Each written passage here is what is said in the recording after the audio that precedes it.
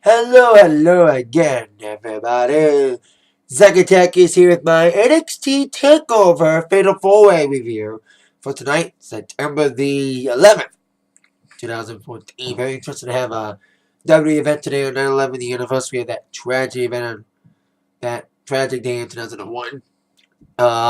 This is my first time making an NXT review ever since I got the network, like many other people, for that cheap low price of $9.99. I've been kind of slowly but surely watching NXT. I've seen their specials before, but I've always done the specials. The last two specials, I've watched them one certain way.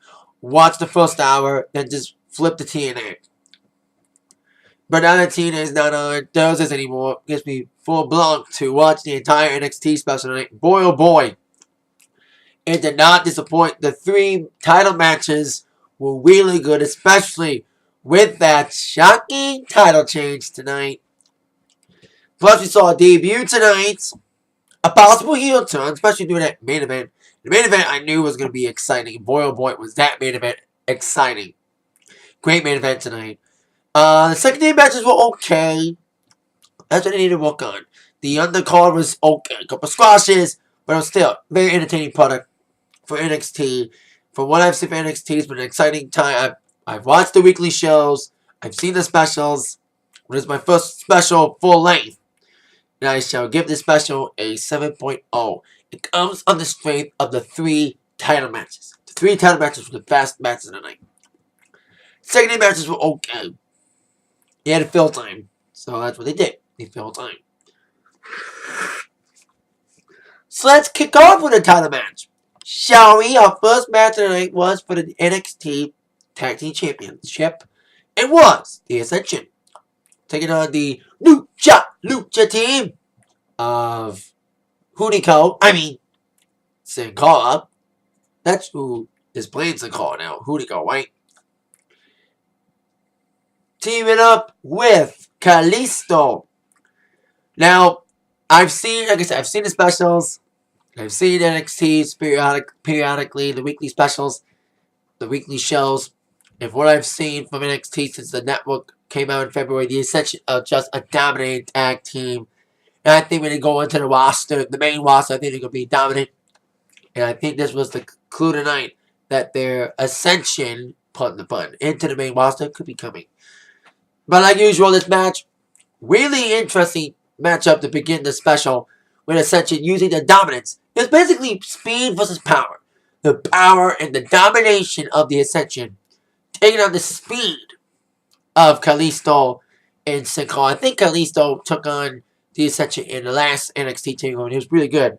But now he's got a new partner, Sin Cara, and these two guys use their speed effectively. Some great power moves for the Ascension, some great high-flying moves. Like I said, speed versus power in this matchup. It was very fun with the Ascension looking good for the first half of the matchup with their dominance, using the power to their advantage. And they are a dominant tag team. They have been. But then, of course, Calisto got in there with his partner isolated in the corner. Like Sin Cara was isolated for most of the matchup. And then, of course, Calisto got the hot tag in. He really got hot survive some big power moves. But then the Ascension came flying back. Some power moves on their own, taking out Sin Cara in the corner. In the outside. With Victor coming in with a big killer clothesline. He was the legal man at the time. And they were about to set up, looked like it was going to be another domination. Or should I say, annihilation for the Ascension with the setup for their Fallen Man double team move. But then, Calisto would break the hold with a trip move, tripping Cara out of the ring, leaving Cara's partner Victor alone to get the Calisto finisher, the Salida del Sol, in the 1, 2, 3. We have new tag team champions in NXT with Calisto and Sin Cara. Very good showing for these two guys. Especially that they now get the claim. They now stake their claim as the team that ended the dominance of the Ascension. Longest reigning tag team champions, 344. they kind of hinted it on the pre-show that the titles could be dropped tonight by the Ascension. Well, the Ascension, using a backstage term, dropped the titles tonight to Calisto and Sin Cara. They got good energy together. They got great double team work, great speed together. The crowd likes them. I like the NXT crowd. Now, NXT, like TNA back in the day, they have a resident audience being in Full Sail University, but what I've seen from the NXT audience, especially during the live specials, the NXT audience are awesome. I love that crowd there. And I always say this, I've been saying this a lot, that the performers give the best of themselves when the audience feeds off them. Like the performers feed off the audience, but the audience gets so hyped they feed off them and deliver the best they can. That's what happened during this tag team affair. 3.0 for this tag team affair. Very good opener. Very big way to kick off the show with the new title holders. I think Kalisto and Sin Cara could do really well in the tag team. You have decent tag teams from what I've seen in the NXT. You got the Vaude Villains. You got the French guys who we'd see later on. So I think Kalisto and Sin Cara could do well. Like I said, the big question is, will this be a hint of the Ascensions finally being promoted to the main roster? We shall see. But Ascension did want a rematch, which we will see later on in the evening during a segment. But next up, we have a last minute match that was made during the pre-show. It was the ego guy known as CJ Parker, putting in a match by week on the pre-show, not knowing who his opponent was. He took on this debuting guy. A lot of people debut, not just Kenta or his new name, Hideo Itami. Hope I pronounced that right. I think I pronounced it right. We also saw a debut of Baron Corbin. And this match was basically a motherfucking squash. It was like, not even a minute, not even like 10 seconds. Like CJ Parker start flapping his gums and then just a killer clothesline by Baron. And then Baron's finish. I like his finishing move. This backwards move. Like a backwards suplex thing. Like a backwards neck breaker or something. It was like a killer ass move by Baron, and 1, 2, 3 victories, a decent squasher. Squasher 9. It's 1.0 because it was short, but at least it showed Baron to be this tough guy and a very dominant guy. It was a dominant performance. Like I said, you beat a guy in 20 seconds in your debut match in NXT, and with a vicious. I like his finisher. I love his finisher. I was like, wow, and he's very tall. We'll see what he does when he has longer matches. But at least he just comes in like a flash. He gets a quick victory. We see how Baron does in NXT. He looks more dominant. He'll look more dominant as he has longer matches. Now on to our next matchup. The hair versus hair match. As the French guy, part of the Dominate, I forgot the team name. Sylvester Lefort took on Enzo Amore. Now, I've seen, like I said, a little bit of NXT. I think Enzo and his partner, Big Cass, I like their charisma. I like their mic skills. They have the crowd on their feet, especially. They remind me of New Age Outlaws a little bit. With their intro, the crowd is repeating it word for word. Like, my name is Enzo Amore, and I am a certified G. And you can't teach that. And, of course, the big thing is, of course, the catchphrase of Big Ass is, of course, the big SAWFD. Soft. The crowd is into it. The match itself, it was fun. Let's say, but for being a stipulation match, being a hair versus hair match, loser goes bald. It was a fun little matchup. Sylvester Lefort, this French guy character, he's decent. He's an okay athlete from what I've seen. You know, devastating moves there. But, of course, Enzo's kind of like, he's got the weird, funky hair going on. He's got that wild, funky-ass style. Like I said, the match was interesting, especially with the interference from Sylvester's partner. Marcus getting involved, a little bit involved in the matchup. Tripping one of the guys. Tripping up Mr. Enzo. Then he got a big kick from Big Cass. Like Big Cass would get in there because, like I said, you saw Sylvester's partner get involved. But Big Cass getting involved. So then Enzo would take the opportunity to take the distractions and get the roll up out of nowhere and the victory. For Enzo, getting the victory, and that means Sylvester would have to go bald. Get the bucket that is bucket they're going to use with this dissolve cream, kind of that dissolves hair. But Sylvester tried to run and hide, and unfortunately, Sylvester escaped with his hair intact. But somebody had to get her head shaved. Hello, this is a hair versus hair match. Someone had to get shaved. Well, since Sylvester ran off, unfortunately his partner, Marcus, was left behind. So he was the one who got the head shaved. He was the one who dumped the cream on his head. The dissolved cream. As we would see later on, his head was shaved off. So there you go. A 2.0. Maybe a 2.2. It was just it was a fun match. It was somewhat entertaining. But not as good as the other matches of the night. But I like Enzo and Cass's charisma. I think they got it. The crowd on the feet with the catchphrases and everything.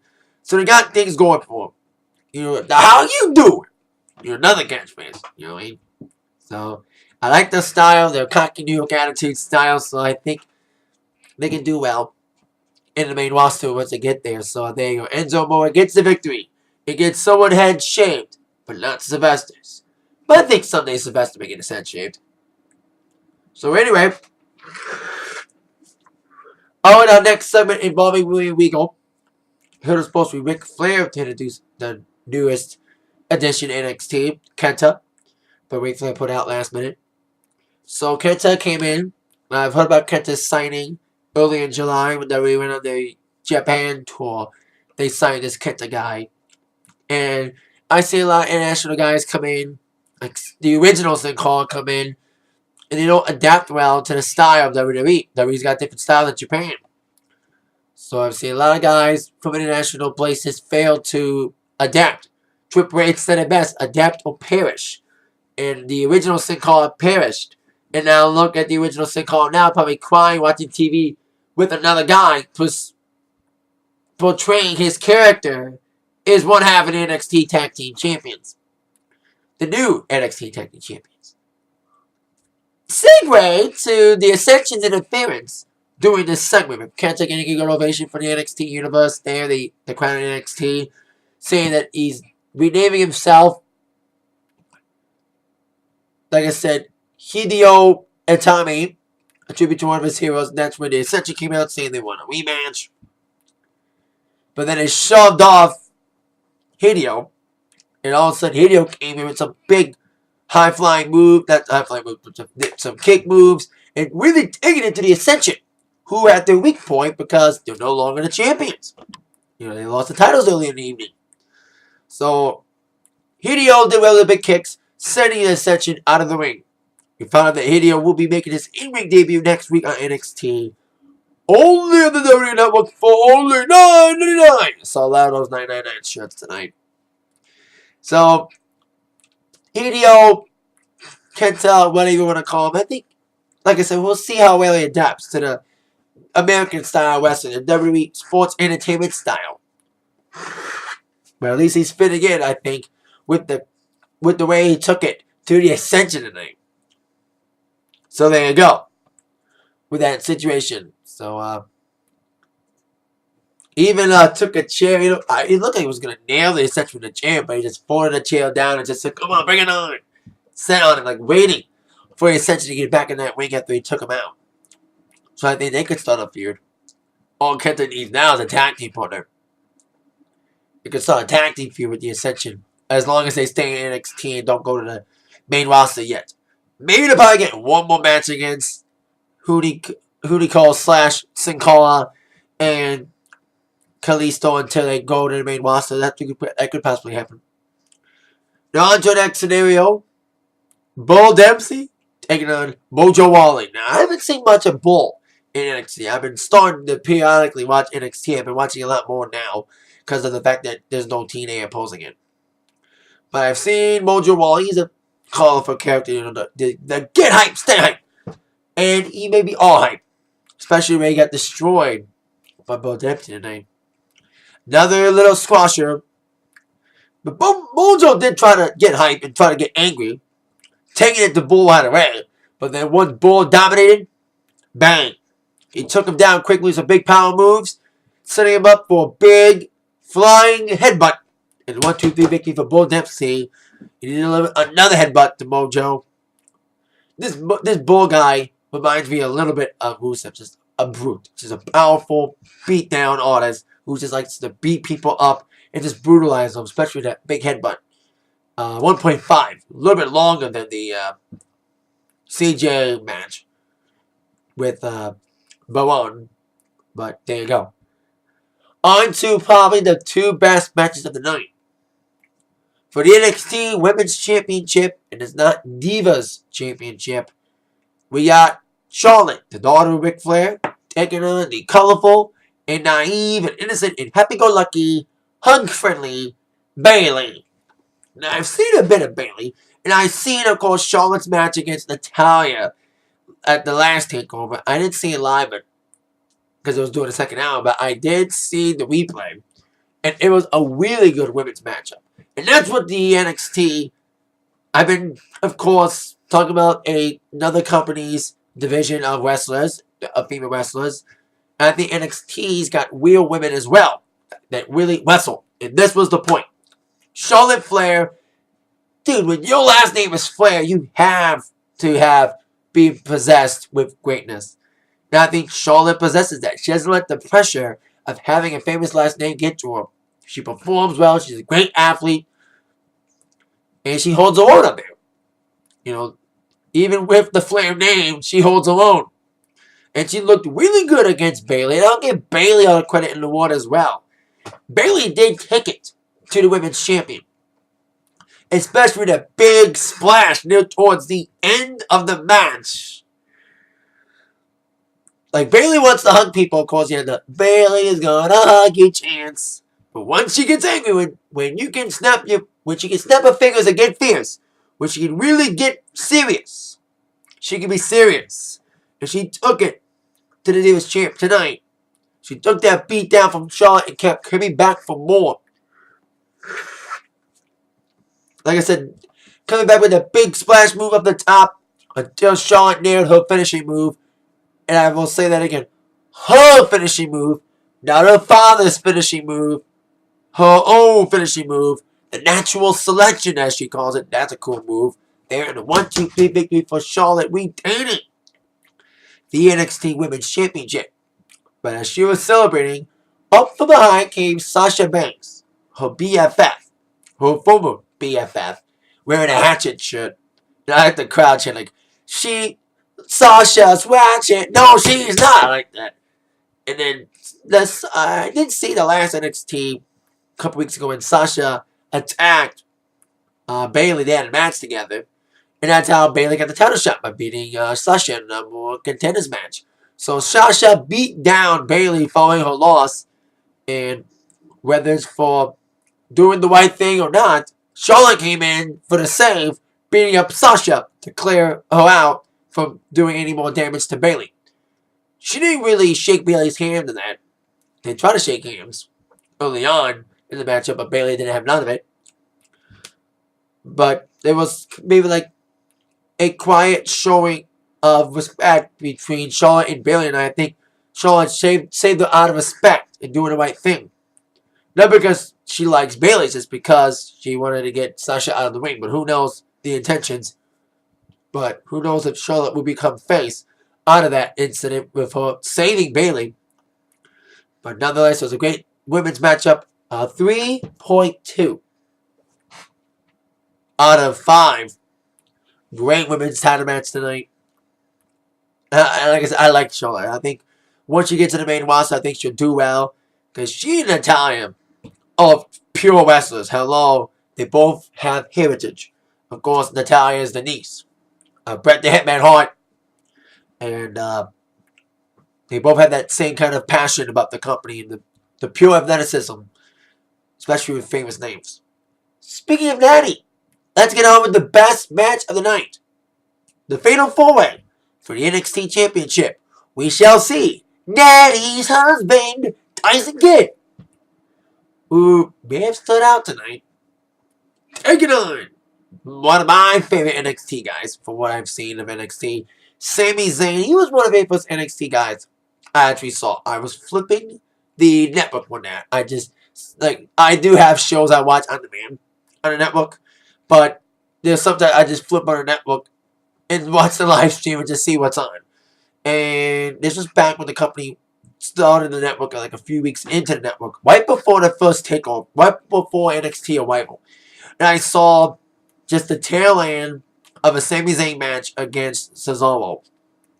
And then I saw the rematch at Arrival and I became a Sami Zayn fan. And his match against Tyler Breeze, who was also in this match tonight at the last NXT takeover, was amazing. And I like Sami Zayn. He's one of my favorite guys. And Tyler Breeze's cocky little attitude, started like him, even though he's kind of like Dolph Ziggler's love child, looked like. Taking on the NXT champion, Adrian Neville. And I've seen these guys in action, especially on Raw Monday. I like the integration of them on Raw on Monday in that tag team match. And I knew this match was going to be exciting. And it was. Like, the first couple minutes were kind of slow going. But once it got going, the last 10 minutes was insane. Start off with Neville going right after Tyson and Breeze going right after Sami. And there was a lot of numerous spots in this match. Double suplexes. Tyler Breeze and Tyson Kidd, despite a little bit of hatred, they knew that in this match, you got a double team. And then leave it up to you two to face off each other in the end. Which is kind of what happened with Tyler and Tyson. They double suplexed Neville out of the ring and basically on the steel ramp, on the top of the ramp. And then they did the same thing, double suplexing Sami Zayn on the steel ramp. Not on the top, but on the steel stairs, kind of. So then Breeze and Tyson fought each other over pins. And then Breeze got taken out. It basically came down for like 10 minutes. It was basically Tyler, Breeze's inadvertent tag team partner Tyson against Sami. And every time Neville would get in, like Tyson would just throw him out. And Tyson looked really good. I would give Tyson credit. I've always kind of been a Tyson Kidd fan. Ever since he was part of Hot Dynasty, I thought he had a great tag team with D.H. Smith. And he's been trying to jump out of the shadows and trying to be a singles competitor. He's failed for the last couple of years. But when I've seen him in NXT, I think he's stepping out with the whole Nanny's husband thing and how he's giving how that chance giving him like momentum. I think Tyson Kidd's he's got like the opposite of AJ. Having a famous spouse and having them chant it, never ending. Like your daddy's husband. Like the same thing when AJ comes in here. See, I'm Punk chants. He's not coming back. I heard it's chant again tonight. You may get money though. They're selling your shit still for discount. Anyway, so Tyson Kidd and Sami Zayn fought for like 10 minutes. And having a great try. Like I said, Tyson looked really good against Sami. But then once Neville and Breeze came in, all hell broke loose for the last 10 minutes. It was just crazy. There was some great spots. It's tough to name them. It was just crazy. Like near fall, spot after spot. And Neville, I didn't like him. I like Neville. He's a great high-flying guy. He had a great high-flying backwards springboard off the top rope out of the outside man. But then Neville started teasing a one-on-one with Zayn. And then they face off one-on-one for a little bit. Have some great moves with him. And like I said, I've been a big Sami guy. And I think Sami one day will become the NXT champion one day. Once he can win the big one. Because that's the thing with Sami Zayn. He's so good, but he hasn't won the big one yet. So the last 15 minutes was crazy with the big finishing moves. You know, Tyson went for the sharpshooter. Tyler Breeze came in like a house of fire. Like each guy had a great, quick flurry of moves. Like I said, Breeze came in with the big drop kick in midair to Adrian, that was cool. Of course, the beauty shot, backwards kick, the super kick. Another great spot, probably one of the best spots of the night, was definitely the Tower of Doom move. It's a never fail move. And it always entertains. And I like the way that after that, Sami just rolled into one of the guys for the pinfall. And it was just crazy. It was very exciting. Like I said, the last 10-minute Fury with all those great spots. It was just crazy. And I knew this match was going to be exciting. And it was just a great match to watch. Great entertaining match to watch. And I love the fans saying, "This is wrestling." I agree to that, for sure. The NXT show's pure wrestling. If you want a pure wrestling show, NXT's the way to go. You get no bullshit with NXT. No gimmicks. Well, not a lot of talking. I've been complaining about when I watch WWE main programming in TNA, specifically TNA, I always say a little less talk and a lot more action. Well, we got a lot of that tonight, especially during our main event. The ending was interesting. Sami Zayn was on fire the last minute or so. The last 2 minutes, he was on fire. You know, big splash move on the Neville. And I loved the, he ran around the turnbuckle to do a inverted DDT on Tyler Breeze. That was a fun-ass move he did. Running over the turnbuckle. It was just nuts. I love that. And then all of a sudden, Sami Zayn was like on fire, making some big moves. He almost had it was like the closest he ever got to winning. He had the pin on, I think it was Tyson Kidd. 1, 2, and then the referee got pulled down the ring by Adrian Neville? That was probably the most shocking moment in the match. Seeing Neville pull out the ref as Sami was about to win. Now, it's understandable. Especially you're the champ, you have to retain your championship at any cost. But the way he did it, by pulling out the ref as his so-called friend was getting the title, and he wasn't even getting pinned. And Sami wanted to pin Neville. He said it in interviews. He wanted to pin Neville, not anybody else. But I smell a heel tone for Neville, especially the way the fans booed him as he pulled the referee out, pushed Sami off, and with a prone Tyson was down after the big fury from Sami. And after Sami got kind of screwed out of the win by Neville pulling out the ref. And with a prone kid, here comes Neville with, I love his finisher, the big back, the spinning move that he calls the red arrow. And the 1, 2, 3, Neville retains the NXT Championship in a high impact, intense main event tonight. 4.0. I think I've never given a match a 4.0 in a while. In anything. Whether it's WWE, TNA, or even cage fighting. This was just a very intense, very exciting main event tonight. And the ending was very unique with the fact that Neville kind of inadvertently or not screwed Sami out of the match. And once again screwed Sami out of winning the big one. It's like no matter what Sami does, Sami's just a great talent. He needs to win that big one. You mean the crowd's behind him and everything. But I think it could start a one-on-one feud with Neville and Zayn. I think, like I said, that Neville's turning heel, especially when the fans booed him after the match. Like, there was some cheers for him, but it was like, there's a lot of Sami Zayn fans out there. And they felt that Sami kind of got screwed by Neville pulling out the referee. Yes, like I said, Neville was doing anything and everything to save his title. But I think the fans resented the fact that he was pulling the referee as Sami was getting the pin. And almost the win over Tyson Kidd. But none of these guys have nothing to be ashamed of. All 4 guys were fantastic tonight. Each guy had a time to shine in this matchup. And that's why I was looking forward to this matchup. And this did not disappoint. This did not disappoint. It did not. The hype did not get to it. Like, it lived up to the hype. It was just an intense, especially the last 10 minutes. Like, it was kind of a slow start. But once it got rolling, once those spots coming in, the last 10, 15 minutes or so, it was just fucking crazy. With the near falls and big spots with Neville retaining. And I like Neville. You know, but I think as a heel, he'll do better. As a heel. Especially the way that could be going that way. Like I said, the way that the match ended with him kind of innovatively screwing Zayn. Friends or not, I smell a heel turn. And I smell a proper one-on-one feud against Sami and Neville. I think those matches would be amazing. I'm not kidding. If Sami Zayn would face up against Neville one-on-one, those matches could be fucking phenomenal. And I think that could really stamp Sami as a main event player if he has awesome matches with Adrian Neville. And that's what I think they should go for. Especially the way the match ended tonight. With Neville maybe facing a heel turn after he pulled Sami off. Kind of screwed Sami up and pulled the referee off. So there you go. So that's it for my NXT Takeover review tonight. Once again, 7.0. Very entertaining pay-per-view. The 3 title matches, the best match of the night. The undercard, gotta work on it. That's the thing they need to work on, is the undercard matches being a little bit better.